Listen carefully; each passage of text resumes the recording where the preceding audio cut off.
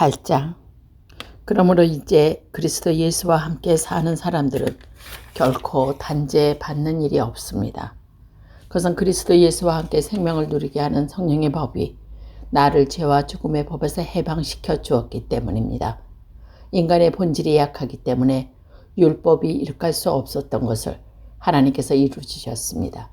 하나님께서는 당신의 아들을 죄 없는 인간의 모습으로 보내어 그 육체를 죽이심으로 이 세상에 죄 없이 하셨습니다. 이렇게 해서 육체를 따라 살지 않고 성령을 따라 사는 사람들은 율법의 요구가 모두 이루어졌습니다. 육체를 따라 사는 사람들은 육체 것에 마음을 쓰고 성령을 따라 사는 사람은 영적인 것에 마음을 씁니다. 육적인 것에 마음을 쓰면 죽음이 오고 영적인 것에 마음을 쓰면 생명과 평화가 옵니다. 육체적인 것에 마음을 쓰는 사람은 하나님의 율법에 복종하지 않고 또 복종할 수도 없기 때문에 하나님의 원수가 되고 맙니다. 육체를 따라 사는 사람들은 하나님을 기쁘시게 해드릴 수 없습니다. 사실 하나님의 성령께서 여러분 안에 계시다면 여러분은 육체를 따라 사람이 아니라 성령을 따라 사는 사람입니다. 그러나 그리스도의 성령을 모시지 못한 사람은 그리스도의 사람이 아닙니다. 비록 여러분의 몸은 죄 때문에 죽었을지라도 그리스도께서 예수 안에서 계시면 여러분은 이미 하나님과 올바른 관계에 있기 때문에 여러분의 영은 살아있습니다. 그리고 예수를 죽은 자들 가운데서 다시 살리신 분의 성령께서 여러분 안에 계시면 그리스도를 죽은 자들 가운데서 다시 살리신 분께서 여러분 안에 살아계신 당신의 성령을 시켜 여러분의 죽을 몸까지도 살려주실 것입니다. 그러므로 형제 여러분, 우리는 과연 빚을 진 사람입니다. 그러나 육체의 빚을 진 것은 아닙니다. 그러니 우리는 육체를 따라 살 의무는 없습니다. 육체를 따라 살면 여러분은 죽습니다. 그러나 성령의 힘으로 육체의 악한 행실을 죽이면 삽니다. 누구든지 하나님의 성령의 인도를 따라 사는 사람은 하나님의 자녀입니다. 여러분이 받은 성령은 여러분이 다시 노예로 만들어서 공포에 몰아넣으시는 분이 아니라 여러분은 하나님의 자녀로 만들어 주시는 분이십니다. 그래서 우리는 그 성령에 힘입어 하나님을 아버지라고 부릅니다. 바로 그 성령께서 우리가 하나님의 자녀라는 것을 증명해 주십니다. 또 우리의 마음속에서도 그리운 확신이 있습니다. 자녀가 되면 또한 상속자도 되는 것입니다. 과연 우리는 하나님의 상속자로서 그리스도와 함께 상속을 받은 사람입니다. 우리가 그리스도와 함께 고난을 받고 있으나 영광도 그와 함께 받을 것이 아닙니까? 장차 우리에게 나타날 영광에 비추어보면 지금 우리가 겪고 있는 고통은 아무것도 아니라고 생각합니다.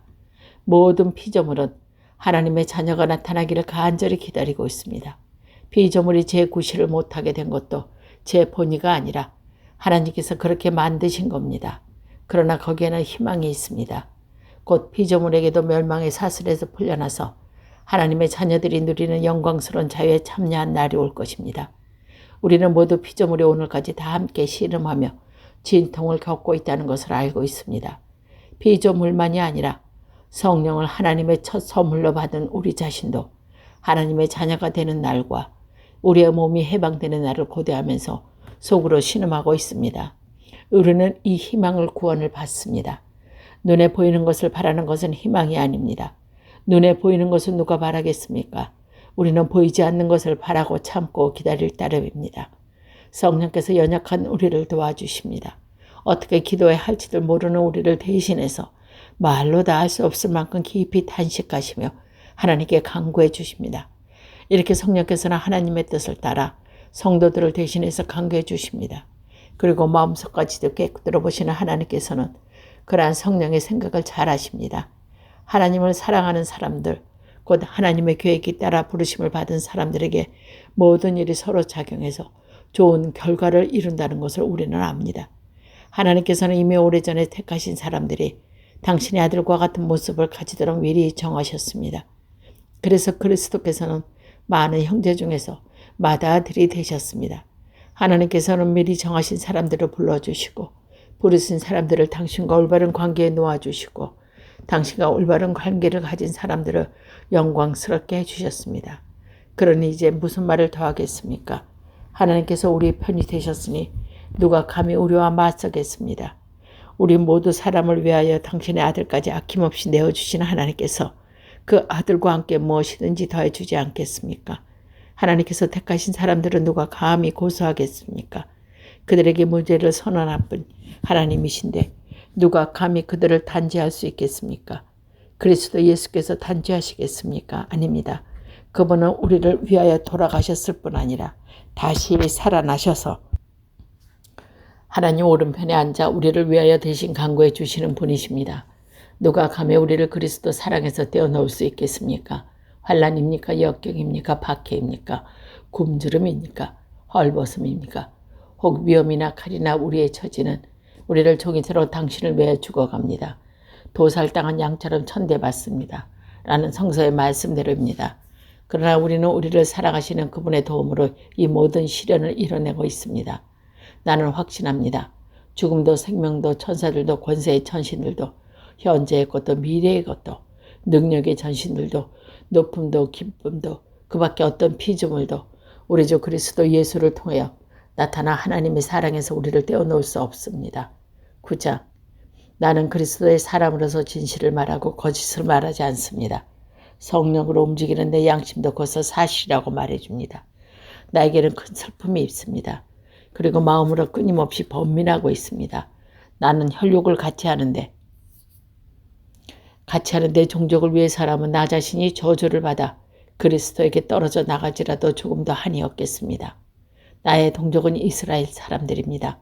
그들에게는 하나님의 자녀가 되는 특권이 있고 하나님을 모시는 영광이 있고 하나님과 맺은 계약이 있습니다. 그리고 그들에게는 율법이 있고 참된 예배가 있고 하나님의 약속이 있습니다. 그들은 더 훌륭한 선조들의 후손들이며 그리스도의 인성으로 말하며 그들에게 나섰습니다. 만물을 다스리시는 하나님을 영원토록 찬양합니다. 아멘. 나는 하나님의 약속이 실제로 돌아간다는 말을 하려는 것이 아닙니다. 이스라엘 사람이라고 해서 다 이스라엘 사람들은 아니며 아브라함의 후예라고 해서 다 아브라함의 자녀는 아닌 것입니다. 이삭의 혈통을 이은 자만이 내 자녀라 불리리라고 않습니까? 이 말씀은 육정의 자녀나 하나님의 자녀가 아니고 오직 약속의 자녀만이 하나님의 자녀로 인정받는 뜻입니다. 약속이라는 것은 내년 이쯤에서 내가 올 터인데 그때 사락의 아들이 있을 것이다 하신 말씀입니다. 그뿐 아니라 리브가가 우리 조상 이삭과 사이에서 한 번에 두 아들을 잉태했을 때와 경우도 마찬가지입니다. 그 아들들은 아직 태어나지도 않았고 따라서 선이나 악을 행하기 전에 하나님께서 리브가에게 형이 동생을 섬기게 될 것이다 하고 말했습니다.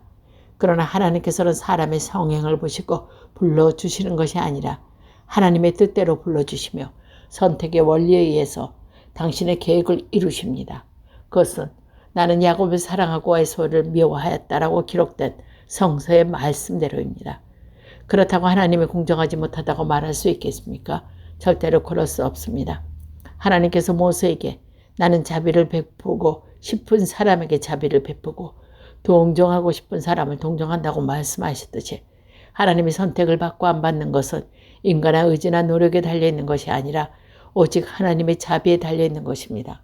성서에는 하나님께서 파라오에게 내가 너를 왕으로 내세운 것은 너를 시켜서 내 힘을 드러내고 내 이름이 온 세상에 널리 알려지게 하려는 것이다 하신 말씀이 있습니다. 이렇게 하나님께서는 당신의 뜻대로 여러 사람에게 자비를 베푸시고 또 어떤 사람은 완고하게 하셨습니다. 그렇다면 어찌하여 하나님께서 사람을 책망하십니까? 누가 능히 하나님의 뜻을 거역할 수 있겠습니까? 하고 말할 사람도 있을 것입니다. 그러나 사람이 무엇이기에 갑이 하나님을 따지고 드는 것입니까? 만들어진 물건이 만든 사람한테 왜 나를 이렇게 만들었어 하고 말할 수 있겠습니까? 옹기장이가 같은 진흙덩이를 가지고 하나는 귀하게 쓸 그릇을 만들고 하나는 천하게 쓸 그릇을 만들어낸 권리가 없겠습니까? 하나님께서는 당신의 진노와 권능을 나타내시기를 원하시며 당장 부수어 버려야 할 진노의 그릇을 부수지 않으시고 오랫동안 참아주셨습니다. 그것은 하나님께서 자비의 그릇에 베푸실 당신의 영광이 얼마나 풍성한지를 보여주시려는 것입니다. 그 자비의 그릇은 후에 영광을 주시려고 하나님께서 미리 만드신 것인데 그 자비의 그릇은 바로 우리들입니다. 하나님께서 불러주실 우리들 가운데서 유다인뿐이 아니라 이방인도 있습니다. 호세아서도 이런 말씀이 있습니다. 내 백성이 아니었다면 사람들은 내 백성이라고 부르겠고 내 사랑을 받지 못했던 백성은 내 사랑하는 백성이라 부르리라. 너희는 내 백성이 아니다라고 말씀하실 바로 그곳에서 그들은 살아계신 하나님의 자녀라고 불리리라. 그리고 이사야는 이스라엘에 관해서 이렇게 외쳤습니다. 이스라엘 자손들이 바다의 모래처럼 많을지라도 남은 자만이 구원을 얻으리라. 주께서는 약속하신 말씀을 신속히 그리고 엄격히 이 세상에서 다 이루시리라. 또 이사야는 이렇게 예언했습니다. 전능하신 주께서 우리에게 씨를 남겨주시지 않았던들 우리는 소돔처럼 되었을 것이요 고모라같이 되었으리라. 그러면 어떻게 생각해야 하겠습니까? 하나님과의 올바른 관계를 추구하고 하지 않던 이방인이 오히려 그 올바른 관계를 얻었습니다. 그것을 믿음으로써 이루어진 것입니다. 그런데 이스라엘은 하나님과의 올바른 관계를 가지려는 것을 추구하였지만 끝내 그 법을 찾지 못했습니다. 왜 그렇게 되었습니까? 그들은 믿음을 통해서 얻으려 하지 않고 공로를 쌓음으로써 얻으려 했기 때문입니다. 이를테면 그들은 걸림돌에 걸려 넘어진 것입니다. 성서에 자 이제 내가 갈림돌 하나를 시온에 놓으리니 사람들이 걸려 넘어질 바위돌이라. 그러나 그를 믿는 사람은 수치를 당하지 않으리라. 10장. 형제 여러분, 나는 내 공동족의 구원받기를 마음을 간절히 원하며 하나님께 간구합니다. 나는 하나님에 대한 그들의 열성만을 충분히 인정합니다. 그러나 그 열성은 바른 지식의 근거를 둔 것이 아닙니다. 그들은 하나님께서 인간을 당신과의 올바른 관계에 놓아주시는 그 길을 깨닫지 못하고 제 나름의 방법을 세우려고 하면서 하나님의 방법을 따르지 않습니다. 그리스도께서 나타나심은 율법은 끝이 났고 그를 믿는 사람은 누구나 하나님과의 올바른 관계를 가지게 되었습니다. 모세는 사람이 율법을 통해서 하나님과 올바른 관계를 가질 수 있다고 하면서 율법을 지키는 사람은 그것을 지킴으로써 생명을 얻습니다. 라고 기록하였습니다. 그러나 믿음을 통해서 얻는 하나님의 올바른 관계에 대해서는 하나님께서 누가 저 높은 하늘까지 올라갈까 하고 속으로 걱정하지 말라고 말씀하셨습니다. 이 말씀은 그리스도를 모셔내리기 위하여 하늘까지 올라갈 필요가 없다는 말씀입니다. 또 하나님께서 누가 저 깊은 땅속까지 내려갈까 하고 걱정하지 말라 하십니다. 이 말씀은 그리스도를 죽음의 세계에서 모셔 올리기 위하여 땅속까지 내려갈 필요는 없다는 말씀입니다. 하나님께서 말씀은 바로 내 곁에 있고 내 입에 있고 내 마음에 있다고 하셨는데 이것은 우리가 전파하는 믿음의 말씀을 가리켜 하신 말씀입니다. 예수는 주님이시라고 입을 고백하고 또 하나님께서 예수를 죽는 자 가운데서 다시 살려놨다는 것을 마음으로 믿는 사람은 구원을 받을 것입니다. 곧 마음으로 믿어서 하나님과 올바른 관계에 놓이게 되고 입으로 구원하여 구원을 얻게 됩니다. 성서에도 그를 믿는 사람은 누구든지 수치를 당하지 않으리라 는 말씀이 있지 않습니까? 유다인이나 이방인이나 아무런 구별 없습니다. 같은 주님께서 만민의 주님이 되시고 당신의 이름을 부르며 찾는 모든 사람에게 풍성한 축복을 내리십니다. 주님의 이름을 부르는 사람은 누구든지 구원을 얻으리라고 말씀하지 않습니까? 그러나 믿지 않는 분의 이름을 어떻게 부를 수 있겠습니까? 또 들어보지도 못한 분을 어떻게 믿겠습니까? 말씀을 전해주는 사람이 없으면 어떻게 들을 수 있겠습니까? 전도자로서 파견받지 않고서 어떻게 전도할 수 있겠습니까? 기쁜 소식을 전하는 이들의 발이 얼마나 아름다운가 라는 말을 통해 그 말씀입니다. 그러나 모든 사람이 다 복을 받아들인 것은 아닙니다. 주님, 우리가 일러준 말을 누가 믿을까 하고 이사야도 한탄한 일이 있습니다. 그러므로 들어야 믿음으로 있고 그리스도를 전해야 말씀이 있어야 들을 수 있습니다. 나는 묻겠습니다. 그들이 이 말씀을 한 번도 들어본 적이 없습니다. 분명히 들었습니다. 성서의 말씀에도 그들의 소리가 온 땅에 울려 퍼졌고 그들의 말이 땅끝까지 이르렀다고 하지 않았습니까? 나는 다시 묻겠습니다. 이스라엘 사람이 그 말을 알아듣지 못했습니까? 우선 모세의 말을 들어오십시오. 나는 너희로 하라고 백성이 아닌 자를 시기하게 하겠고 어리석은 백성을 보고 화나게 하리라 하였습니다. 또 이사는 더욱 담대하게 나를 찾지 않는 사람들이 나를 만났고 나를 구하지 않던 사람들이 나를 보았다고 하였습니다.